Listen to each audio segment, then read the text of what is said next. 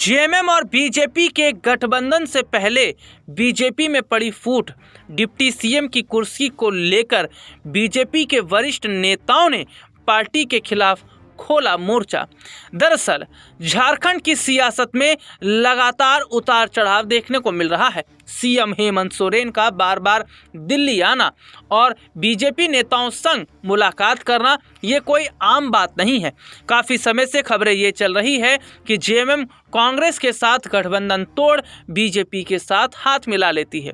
अगर ऐसा होता है तो झारखंड की सियासत में ये सबसे बड़ा बदलाव माना जाएगा। हालांकि सीएम हेमंत सोरेन ने अभी इस मामले पर कुछ खुलकर बात नहीं की है, लेकिन जिस तरीके से वो कई दफ़ा दिल्ली आए हैं और बीजेपी नेताओं से उनकी बातचीत हुई है, उसके बाद माना जा रहा है कि बीजेपी और जेएमएम का गठबंधन हो सकता है। लेकिन इस गठबंधन से पहले बीजेपी में डिप्टी सीएम की कुर्सी को लेकर बड़ी यहाँ पर टूट दिखती नज़र आ रही है, बड़ी फूट यहाँ पर पड़ी है।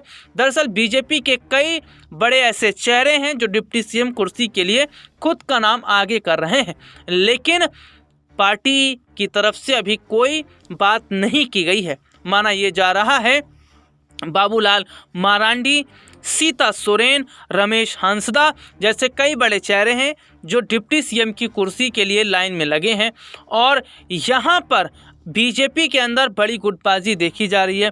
हालांकि बाबूलाल मरांडी की अगर बात करें तो बीजेपी के वो सीनियर लीडर हैं और अभी हाल ही में कांग्रेस के विधायकों संग उनकी तस्वीरें सामने आई। माना जा रहा है कि बाबूलाल मरांडी कांग्रेस के विधायकों को तोड़कर बीजेपी की तरफ लाने की कोशिश कर रहे हैं। अगर इसमें कामयाब हो जाते हैं बाबूलाल मरांडी तो ये बीजेपी के लिए बड़ा फ़ायदा रहेगा, बड़ा फ़ायदे का सौदा रहेगा और ऐसे में इसलिए उन्हें फिर डिप्टी सीएम जैसा बड़ा पद भी चाहिए होगा।